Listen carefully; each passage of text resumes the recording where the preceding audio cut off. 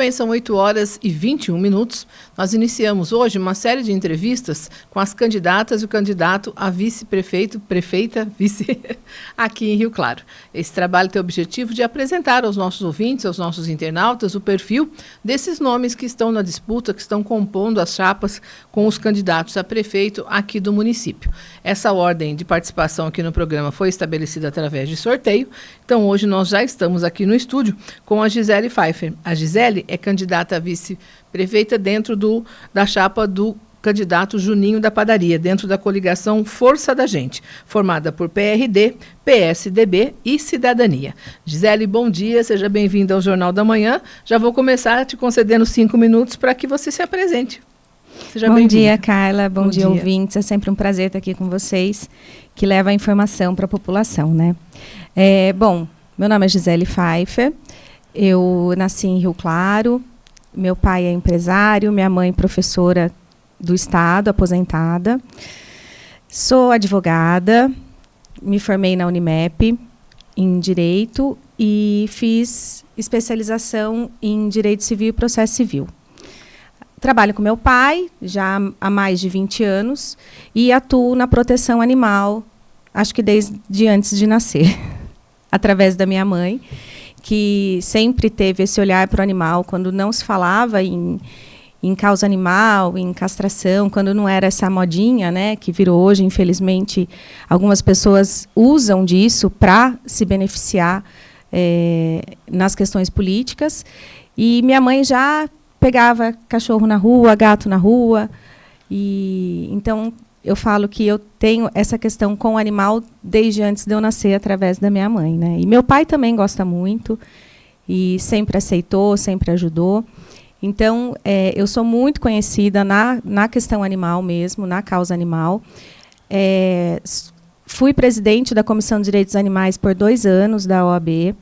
Hoje estou afastada pela questão de estar como candidata a vice, então, para não ter confusão, né? Enfim. Então, me afastei da presidência da comissão, mas sempre atuei na causa animal e trabalho com deficientes físicos também. E o que mais que eu vou falar a meu respeito, né? Eu falo que eu acho muito difícil eu falar de mim, né? Eu tenho essa dificuldade, embora outras pessoas tenham uma facilidade de falar de si mesmo, né? Eu até fiz um linkzinho no meu Instagram, falei, já que está tão no quem sou eu quero que vocês me falem como vocês me veem, para eu não precisar falar quem sou eu, né? Mas, basicamente, é isso. Trabalhei com o Juninho, fui diretora do Departamento de Proteção Animal por 2 anos, de maio de 2018 a maio de 2020. Nesse período, junto com o Juninho, com o secretário do Meio Ambiente, nós ampliamos o canil municipal, porque a demanda ela cresce, assim como cresce a necessidade de escolas, leitos, habitação. A cidade ela sempre vai se desenvolvendo e ela tem que se desenvolver por igual em todas as áreas. E a gente não pode esquecer também da questão animal. Então, quando eu estive à frente do Departamento de Proteção Animal, juntamente com o Juninho, nós ampliamos o canil municipal, porque houve a necessidade. Nós criamos o gatil. Por incrível que pareça, Carla, não tinha lugar especial para os gatos. Eles ficavam numa baia de cachorro, no meio dos cachorros, com uma tela para que eles não conseguissem sair. E todo mundo sabe que o ambiente para o gato, quem gosta de gato, né, sabe que o ambiente para o gato está diretamente ligado com a saúde dele. E quando eu vi aquilo, eu falei, não dá. Então, nós construímos um espaço próprio para gato mesmo, com enriquecimento ambiental, enfim. Então, nós construímos o gatil. E também, Carla, os cavalos eles já eram recolhidos, cavalos que estavam em via pública, mas não existia um local adequado para esse tipo de animal. Então, eu conversei com o Juninho na época e nós também construímos a área de recolha de animais de grande porte, que ficou maravilhosa, com 13 baias para cavalos, que são espaçosas, com espaço que, durante o dia, esses cavalos eles são soltos e ficam presos durante a noite. Então, visando sempre o bem-estar do animal e a dignidade, né? A realidade que nós vemos na maioria dos canis é de um lugar feio, né? Um lugar que não traz dignidade para o animal. E, enquanto eu estive frente ao departamento, nós cuidamos com muito amor, com muito cuidado de todos os animais que ali estavam. Infelizmente, a realidade é que alguns animais vão viver a vida inteira dentro desse espaço. É muito triste isso, Carla. Eu até aproveito para fazer um apelo para as pessoas que tenham um espaço em casa, que adote um animalzinho de abrigo, seja do canil, seja de uma ONG, até mesmo para que outros possam ser resgatados. Algumas pessoas dizem que eu não fico em casa, por isso eu não adoto. Um animal de abrigo ele fica sozinho o tempo todo.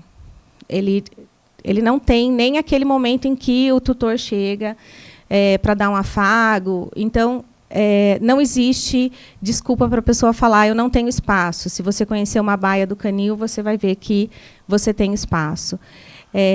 Enfim, saiu um pouquinho do assunto. É um assunto que a Gisele gosta bastante de falar. Inclusive, o tempo da apresentação já terminou, candidata? Mas eu acho que eu vou continuar, então, já a primeira pergunta relacionada nesse sentido, em relação à questão animal. O que pode ser feito? Você já tem uma experiência nessa área. O que pode ser feito para minimizar? Nós acabamos de noticiar aí um caso de abandono, de maus tratos. O cãozinho acabou morrendo de fome, de sede. São os primeiros relatos que chegam desse caso lá no Santa Elisa. Como tratar essa questão animal de uma forma com seriedade, oferecendo dignidade aos animais?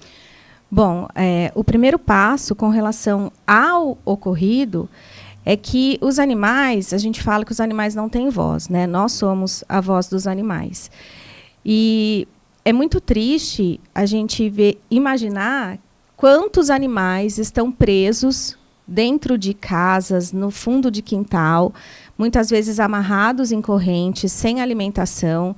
E por mais que seja difícil para pessoas de bem imaginar que alguém é capaz de fazer isso, infelizmente, existe muito a maldade humana e prende o animal no fundo de casa, e o animal ele fica ali sem alimentação.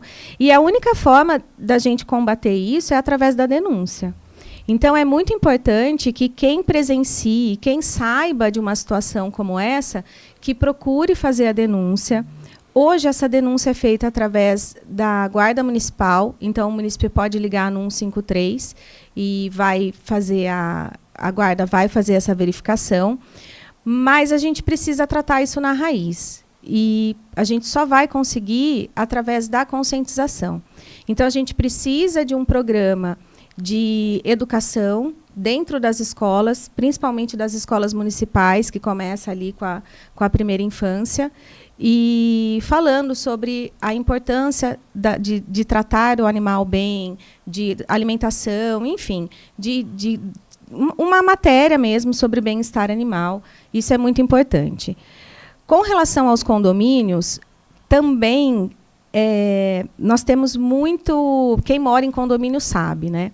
Então, pessoas que não gostam de animal, pessoas que gostam de animal, e sempre aquela discussão sobre o animal no condomínio. Tem muito problema com relação a isso.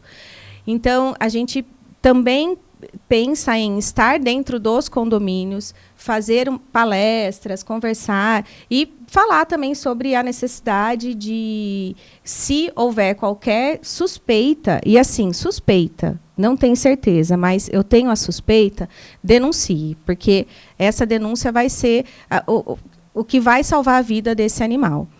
Então, com relação a esse caso, conscientização, claro. E com relação à causa animal, nós precisamos urgente de um hospital veterinário público, né? Isso já existe em algumas cidades. Eu, como protetora, integrante de uma ONG, já há muito tempo atuante na causa animal, o que nós vemos é que a maioria da população ela não tem condições financeiras para tratar do animal quando ele fica doente. Então, não é porque a pessoa não gosta do animal, porque a pessoa quer praticar maus tratos, é que a pessoa realmente não tem condição de levar esse animal para uma clínica e arcar com os custos de um tratamento veterinário, que é altíssimo. Todo mundo sabe. Então, é indispensável que a gente pense num hospital público veterinário. Nós temos um deputado estadual, Rafael Saraiva, que ele que cuida dessa distribuição de emendas parlamentares para a construção de hospital público veterinário. É uma pessoa a qual é totalmente acessível. Eu mesma já tive contato com ele. Então, a gente precisa buscar isso, porque o município não tem dinheiro, isso é fato, né? Então, de que forma a gente consegue fazer o que o município não tem dinheiro? Através de emendas parlamentares. Então, já existe esse projeto do deputado Rafael Saraiva de fazer essa distribuição dessas verbas para a construção de hospital veterinário. E Rio Claro demorou para ter esse hospital veterinário. De início, de imediato, nós podemos fazer um atendimento ambulatorial, né, que vai envolver alguns procedimentos, mas não procedimentos de grande complexidade, que daí precisa realmente de um hospital público. Então, nós queremos viabilizar tanto os procedimentos ambulatoriais, num primeiro momento, e a construção de um hospital público, num segundo momento. Então, isso é de extrema necessidade. E ainda, nós precisamos ampliar o canil municipal.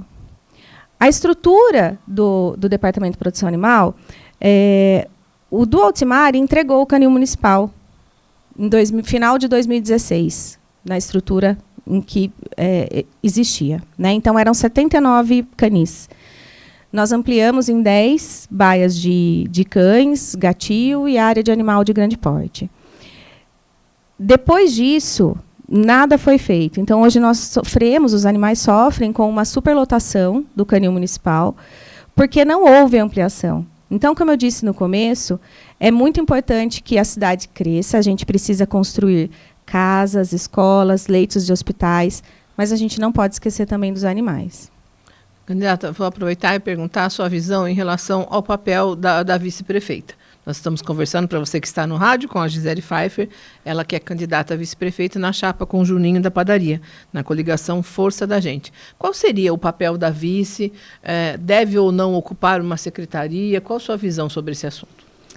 Olha, o costume, né, é o vice ir para uma secretaria e ele fica no cantinho dele, né, na secretaria lá. Antes de eu aceitar o convite do Juninho, quando nós estávamos em tratativa, eu deixei claro que eu queria fazer um governo a 4 mãos, que eu não ficaria em uma secretaria só e que eu queria ajudá-lo a governar a cidade. Porque, tanto pelo fato de ser um homem e uma mulher, eu entendo que isso vai colaborar muito a ter uma visão mais cuidadosa, mais feminina, que isso vem da natureza da mulher. E como falam, né, 2 cabeças pensam melhor do que uma. Então, a ideia nossa, minha e do Juninho, que nós conversamos, é que a gente faça um governo a 4 mãos, um ajudando o outro, aonde falta no Juninho, eu vou compensar e vice-versa. Então, a nossa ideia da coligação Força da Gente é que a gente faça um governo juntos, realmente não a 4 mãos, né? Vão ser várias mãos, mas eu estando junto com o Juninho, nós decidindo coisas importantes juntos, debatendo e tendo a participação. A nossa proposta, Juninho e Gisele, é essa, que a gente faça juntos. Qual seria, a candidata já falou sobre a questão da proteção animal, entre os setores considerados aí essenciais, saúde, educação, segurança, qual seria a prioridade, qual é o mais problemático nesse momento, na sua visão? Bom, a primeira ação que nós já conversamos e que eu vejo como que vai afetar em todos os setores do município é a redução de cargos comissionados, né? E por que isso vai afetar em todas as outras áreas? Porque hoje a folha de pagamento ela é astronômica. Nós temos 700 cargos comissionados, nós temos 24 secretarias, o que na administração do Juninho eram 13. Então, nós tivemos um aumento de 11 secretarias, de 400 cargos comissionados. Isso onera, óbvio, o município. Então, num primeiro momento, nós queremos entrar com uma reforma administrativa, a qual aqui está vigente, já foi considerada inconstitucional. Ela vai ter validade até o final do ano. Para o ano que vem, já existe a necessidade, independente do prefeito que for eleito, vai ter que fazer uma reforma administrativa. Essa foi considerada inconstitucional. A anterior, feita em 2014, também foi considerada inconstitucional. Eu fico me perguntando por que é tão difícil, né, fazer uma reforma administrativa dentro dos limites da Constituição, enfim.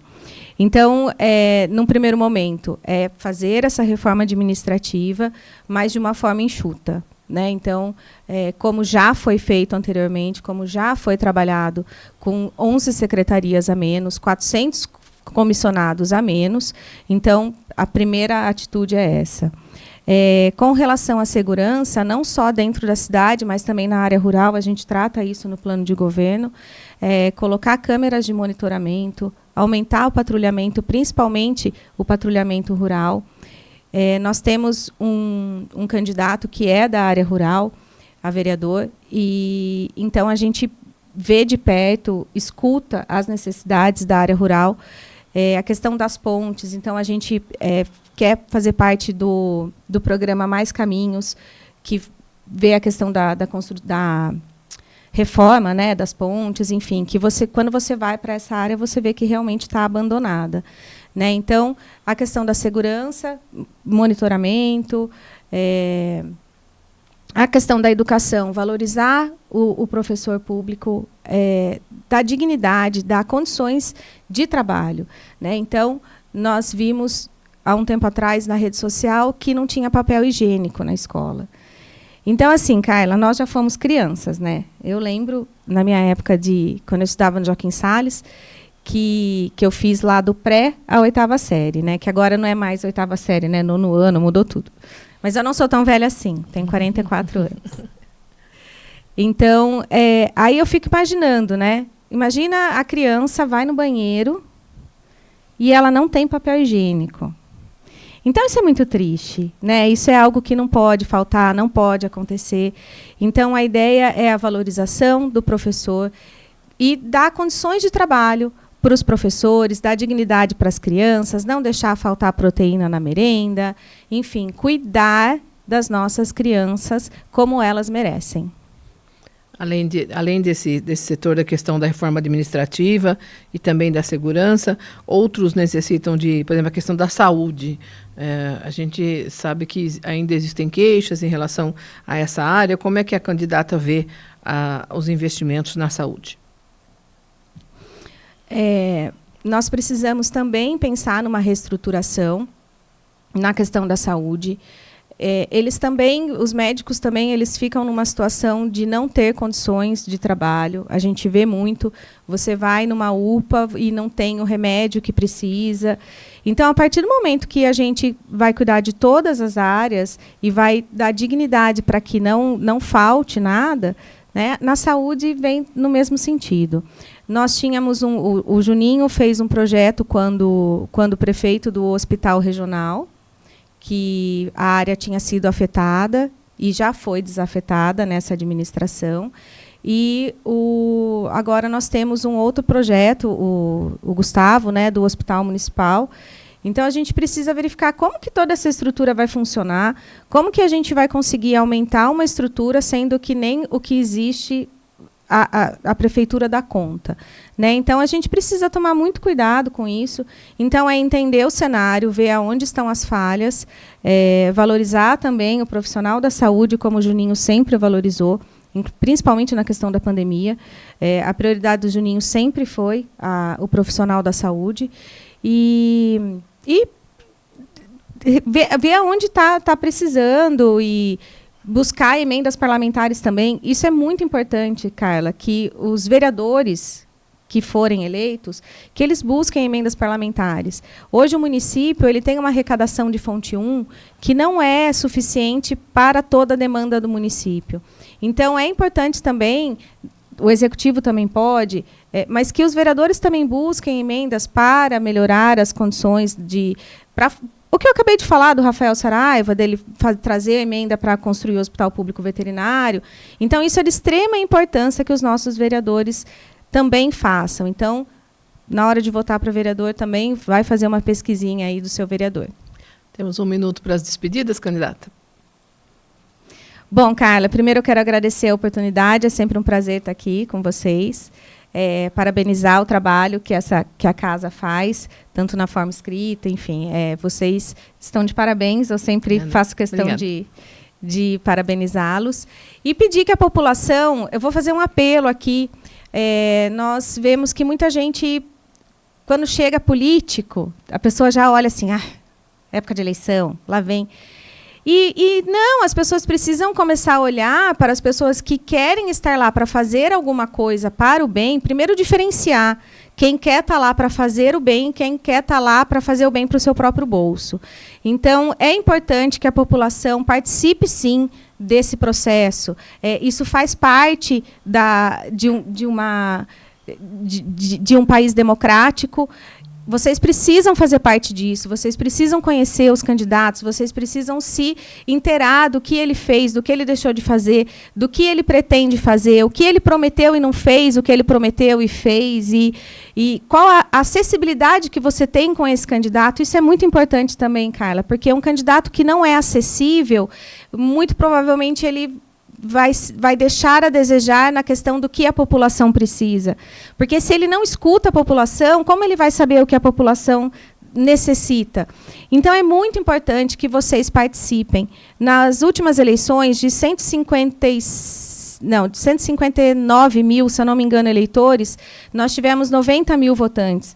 Então, quase metade não foi votar. Está terminando o seu tempo, candidata. Então, é muito importante que vocês se proponham a participar dessa escolha, que isso vai definir a melhora para a sua cidade.